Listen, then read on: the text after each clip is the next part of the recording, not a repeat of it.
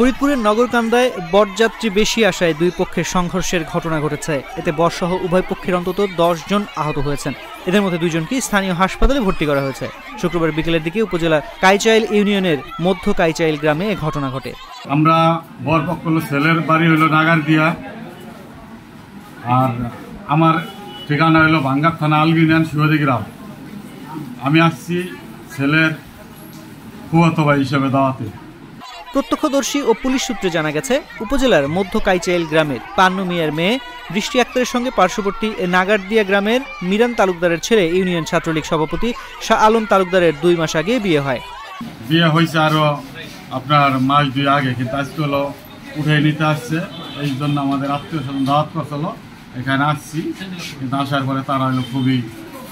শুক্রবার আনুষ্ঠানিকভাবে বরযাত্রীরা কনের বাড়িতে যান। চুক্তি মোতাবেক বিয়েতে 100 জন বরযাত্রী আসার কথা থাকলেও কনে পক্ষে দাবি করেন দ্বিগুণ এসেছেন। ফলে ব্যবস্থাপনা ও খাবারে বিঘ্ন ঘটে। আগত বরযাত্রীরা খাবার না পেয়ে ক্ষিপ্ত হয়ে চেয়ার টেবিল ভাঙচুর শুরু করলে দুই পক্ষের মধ্যে সংঘর্ষের সৃষ্টি হয়। এতে দুই পক্ষের অন্তত 10 জন আহত হন। তবে প্রাথমিকভাবে আহতদের নাম পরিচয় জানা সম্ভব হয়নি।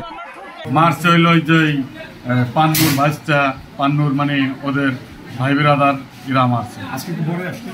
আজকে পরে আসছিলাম। হ্যাঁ, এ সময় কোনে বৃষ্টি আক্তারকে ফেলে রেখে বরযাত্রী সহ ফিরে যান বর্ষা আলম তালুকদার। পরে অবশ্য রাতে দুই পক্ষের মীমাংসা হয়েছে বলে জানা গেছে। নগরকান্দা থানার ভারপ্রাপ্ত কর্মকর্তা মোহাম্মদ আমিনুর রহমান বলেন, বিয়েবাড়িতে বরযাত্রীর বেশি আসায় ও খাবার নিয়ে সংঘর্ষের সৃষ্টি হয় বলে জানতে পেরেছি। তবে এই ঘটনায় কোনো পক্ষই থানায় অভিযোগ করেনি। অভিযোগ পেলে আইনানুগ ব্যবস্থা গ্রহণ করা হবে।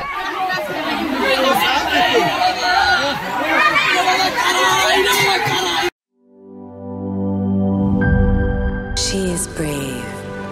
She is free. A generous soul with many possibilities. Blaze O Skin.